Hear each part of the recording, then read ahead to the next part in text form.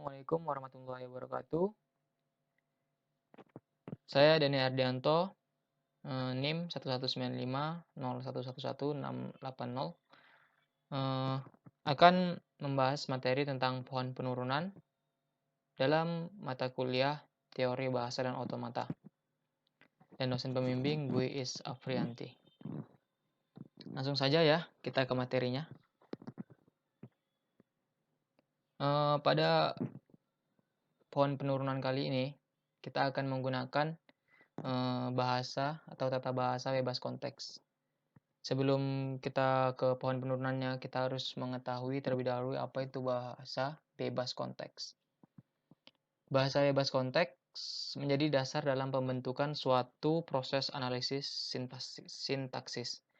Bagian sintaks dalam suatu kompilator kebanyakan didefinisikan dalam tata bahasa bebas konteks.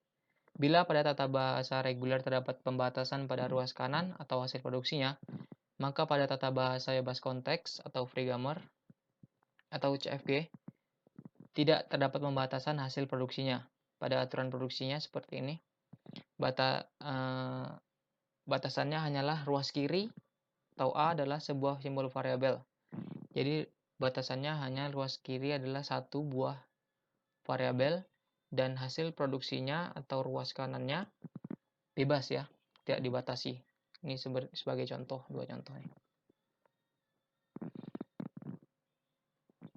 Lanjut kita ke pohon penurunannya ya, atau biasa disebut parsing. Atau parsing yaitu proses penurunan.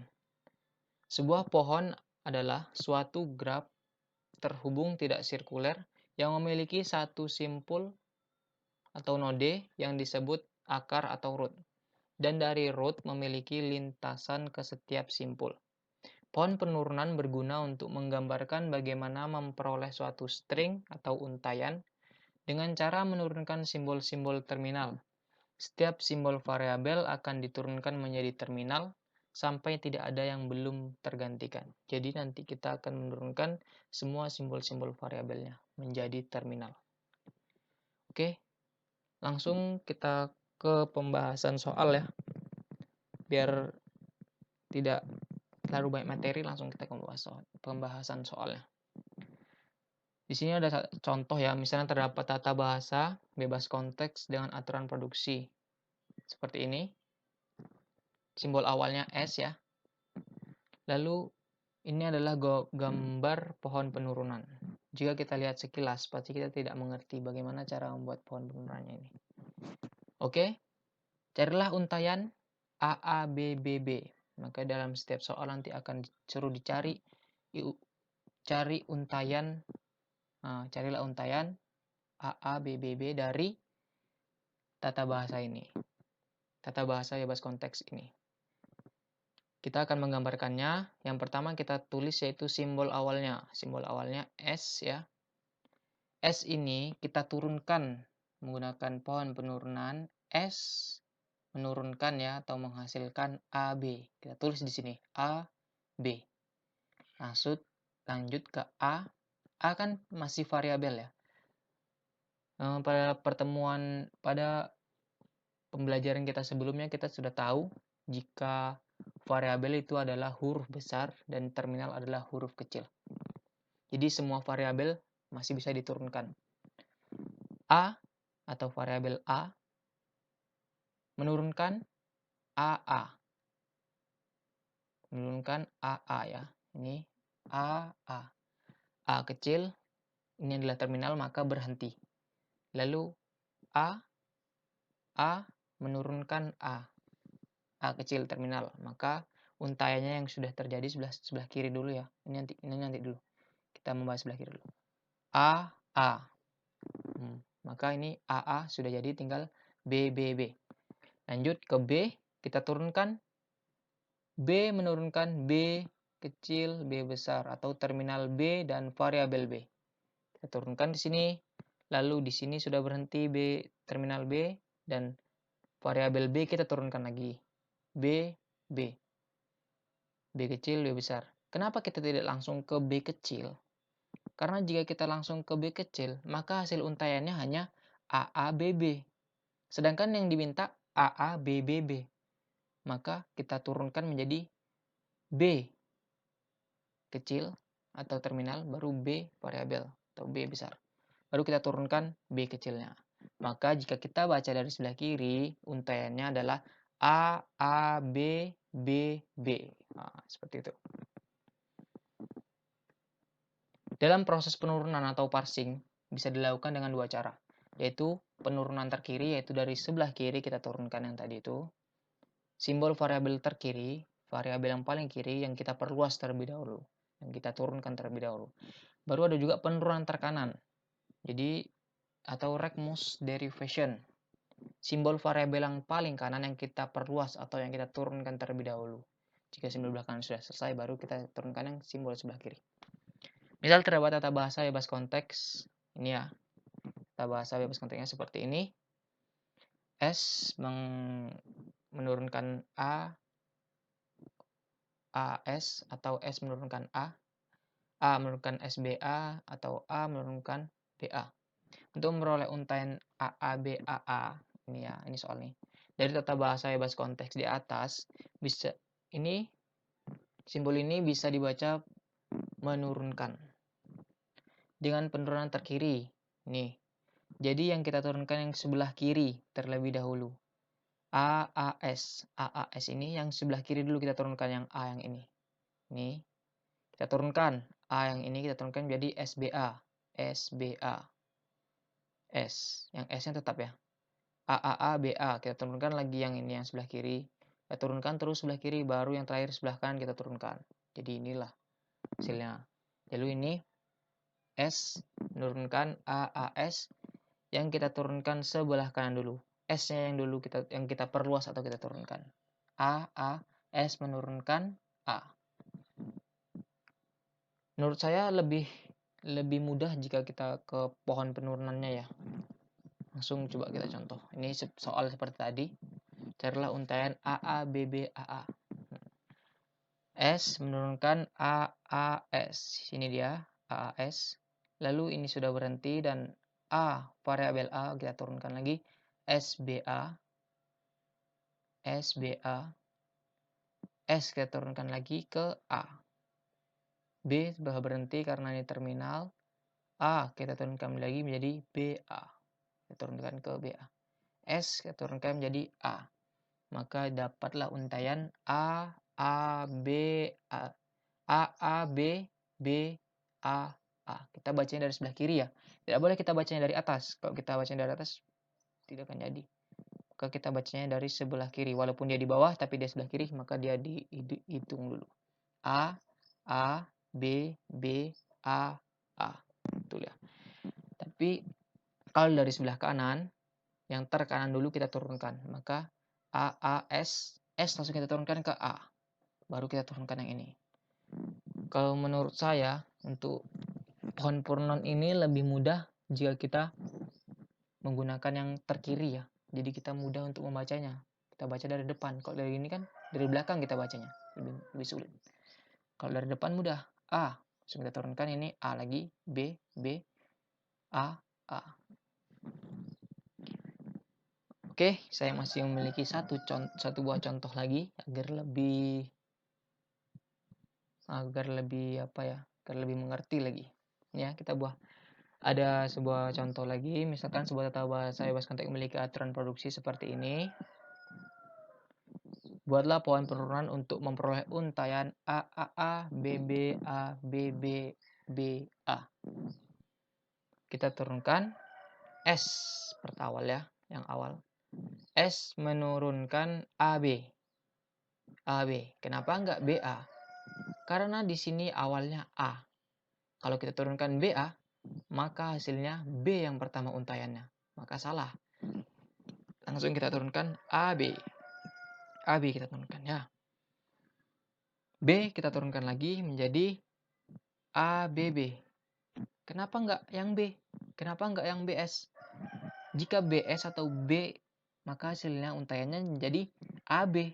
Sedangkan di sini mintanya untaiannya AAA. Jadi untuk awal ini harus A 3 buah. Sebelah kirinya. A, B, B. Lalu B kita turunkan Lalu B kita turunkan A, BB juga. Lalu B kita turunkan lagi ke B. Ke B ini ya. Karena ini udah A, udah 3. Langsung ke BB. B, B ini kita turunkan lagi B.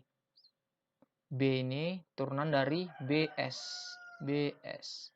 Lalu S kita turunkan lagi ke AB. AB. Mengapa nggak BA? Ya karena untaiannya. Makanya ketika kita membuat pohon penurunan, kita harus melihat untaiannya. Kita lihat untaiannya. Apakah berturutan apa enggak? Jangan asal-asal nurunkan. Misalnya B langsung ke ABB. S langsung ke BA. Kita lihat dulu untaiannya. Jika sudah, ini tadi S membawa AB. Karena udah BB ya. BBA. BBA. B membawa B. Karena di sini B. Oke. Setelah itu, udah itu kita masuk ke yang ini.